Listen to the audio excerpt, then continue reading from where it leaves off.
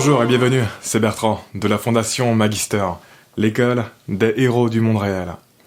Pour le 22e épisode de la série sur le thème de la reconnaissance, du succès externe, de la patience, de la confiance, de la vision, de la résolution, de l'abondance, de l'audace et de la loi d'attraction. Peut-on devenir courageux et audacieux si on ne l'est pas ? Est-ce que le courage et l'audace sont des traits naturels ? Comme je vous le disais dans l'épisode 185 sur le pouvoir des couilles, il y a quelque chose de primitif et de sexuel dans ce genre de traits. Quand tu les exprimes, c'est comme si tu voulais baiser le monde en fait.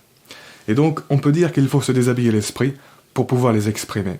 Il n'y a pas moyen que ça puisse fonctionner si ton esprit reste habillé. Et le truc c'est que cette primitivité reste enfouie et réprimée chez la plupart des gens à notre époque. Ils ont comme une armure invisible qu'ils n'enlèvent jamais.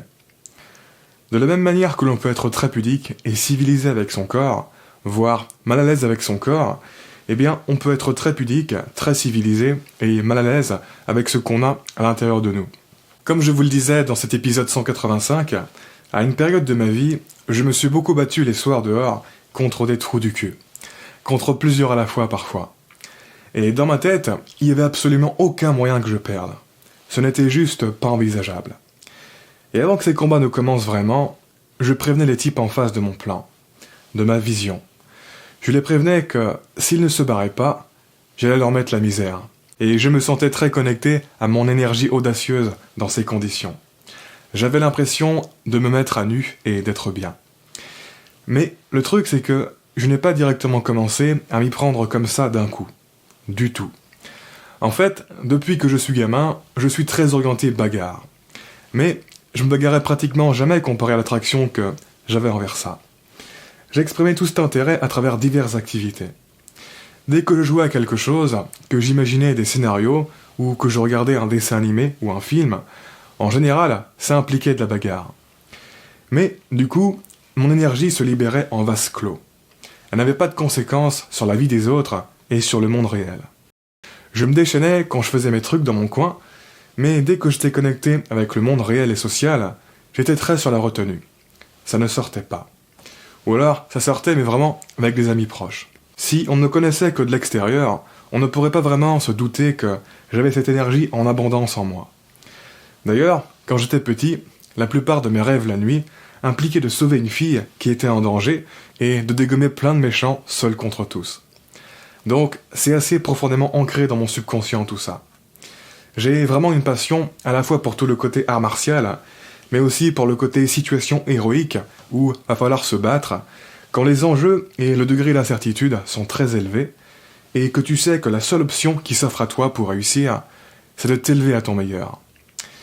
Parfois, quand je vois une scène de film où il y a ce genre de situation, ou alors quand j'entends une musique qui m'inspire ce genre de situation, je suis pris d'un fort besoin intérieur de me battre.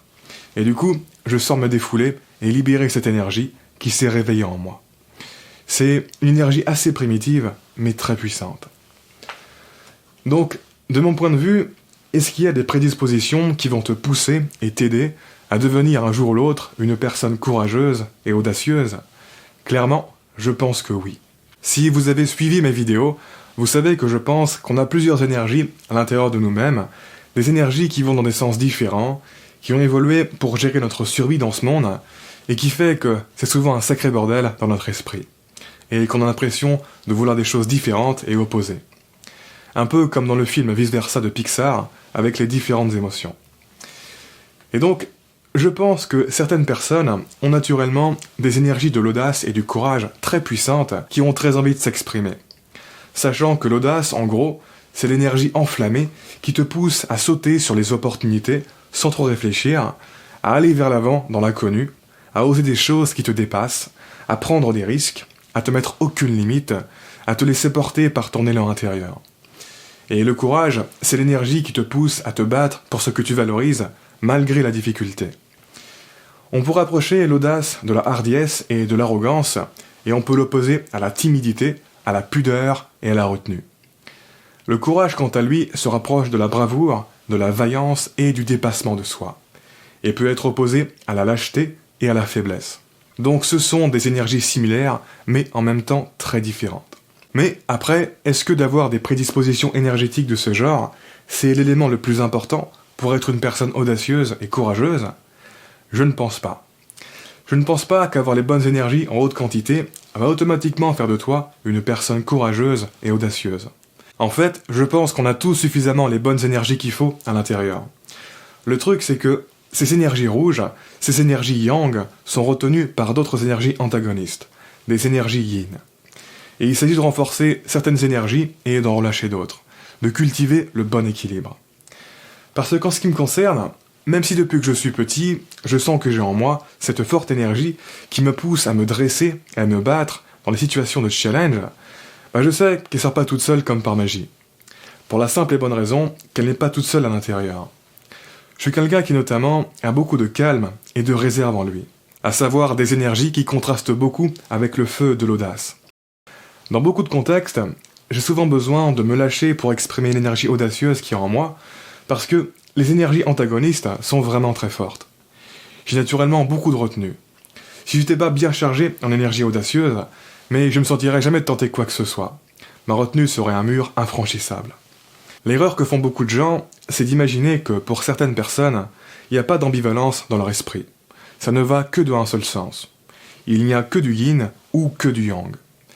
Par exemple, ils imaginent que les gens courageux n'ont pas de peur.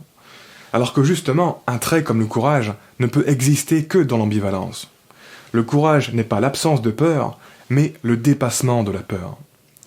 Et c'est pour ça qu'en fait, contrairement à ce qu'on imagine, avoir le courage en tant qu'énergie dominante n'est pas du tout un état énergétique supérieur. Avoir l'audace comme énergie dominante relève selon moi d'un état énergétique supérieur au courage. Le courage est plus accessible que l'audace, il arrive avant. Parce que justement, pour être dans le courage, tu dois être dans la difficulté et devoir surmonter cette difficulté. Tu dois avoir des doutes, tu dois être anxieux, tu dois pas te sentir sûr de toi, etc. Tu ne peux pas être courageux quand tu te sens bien, quand c'est facile, etc. Ça n'a aucun sens. Et inversement, tu ne peux pas vraiment être audacieux quand tu te sens mal. Une personne commence à entrer dans l'énergie du courage quand elle arrête de se laisser dicter la vie par les énergies négatives qu'elle a en elle, mais qu'elle est encore attachée à ces énergies négatives et qu'elle les traîne comme des boulets. Elle agit malgré les énergies négatives. Tu ne peux pas être dans le courage si tu es trop détaché des énergies négatives. Tu es forcément au-dessus dans l'échelle des niveaux d'énergie. L'audace arrive ainsi après le courage dans l'échelle des niveaux d'énergie. Quand on est beaucoup plus détaché des énergies négatives et que les énergies positives ont pris le pouvoir et que l'on veut s'attaquer à des gros défis. Le courage, c'est quand on tire les boulets attachés à nos pieds, alors que l'audace, c'est quand il n'y a plus de boulets et qu'on se laisse pousser des ailes. Et beaucoup plus haut que l'audace, il y a l'énergie de la paix. Une personne à ce niveau est complètement libérée des énergies négatives et n'a plus besoin d'avoir le feu de l'audace pour se propulser. Mais du coup, cette absence d'énergie négative n'a rien à voir avec le courage. Bref, l'erreur que font beaucoup de gens, c'est d'imaginer que les gens courageux n'ont pas de peur, que c'est facile pour eux d'être courageux. De la même manière, quand on voit quelqu'un qui est courageux et audacieux, on a tendance à s'imaginer qu'il a toujours été comme ça, que depuis le début, c'est une évidence pour lui. Et le problème de cet idéalisme naïf, c'est que ça t'empêche de réaliser qu'en fait, de l'intérieur, tu n'es pas si différent de toutes ces personnes qui, de l'extérieur, ont l'air si différentes de toi, qui ont l'air d'être mieux loties que toi, d'avoir moins de boulets à l'intérieur, d'avoir un meilleur terrain, etc. Elles aussi, à l'intérieur, elles ont des énergies négatives, pourrait-on dire. Ou tout du moins, elles doivent faire un travail régulier pour maintenir basses les énergies négatives et pour maintenir hautes les énergies positives. Ce n'est pas facile et automatique d'avoir le bon équilibre. Ça se cultive. Bref, même si je sens que j'ai en moi beaucoup d'énergie yang audacieuse, je sens encore plus que j'ai en moi des énergies yin qui me poussent à me retenir et à réfléchir avant d'agir. Et je pense que ce déséquilibre naturel caractérise la majorité des êtres humains modernes. Peu importe l'intensité de leur énergie audacieuse, la plupart des êtres humains ont par défaut une tendance beaucoup plus forte à la retenue. Pourquoi ? Parce que, d'un point de vue évolutif, c'est ce profil qui est le plus adapté. Les individus qui par défaut ne se retiennent pas assez ont plus de chances d'avoir des problèmes à la con, de ne pas être aptes à s'intégrer à la société et de mourir bêtement. Avant d'avoir pu apprendre la vie, avant d'avoir pu se faire une place dans le monde, et avant d'avoir eu les chances de procréer. D'un point de vue évolutif, la bonne stratégie pour les êtres humains modernes, c'est d'être par défaut sur la retenue. Et de débloquer la retenue, qu'on s'est assuré que ça ne nous posera pas de problème pour notre sécurité et pour notre futur. Autrement dit, de débloquer la retenue seulement dans les bons contextes. Et donc ça, en fait, ça nous indique qu'il faut développer les bons contextes pour être audacieux et courageux. Par exemple, à très court terme, on a le contexte physiologique, c'est-à-dire l'état dans lequel tu es. Quand tu es chaud physiquement, tu vas avoir beaucoup plus d'énergie audacieuse. Pareil quand tu as bu de l'alcool. Beaucoup de personnes timides deviennent soudainement très expressives quand elles ont bu de l'alcool. Est-ce que l'alcool a insufflé en eux une énergie expressive ? Non. Elle était en eux depuis le début, c'est juste qu'elle était retenue prisonnière par le système de sécurité.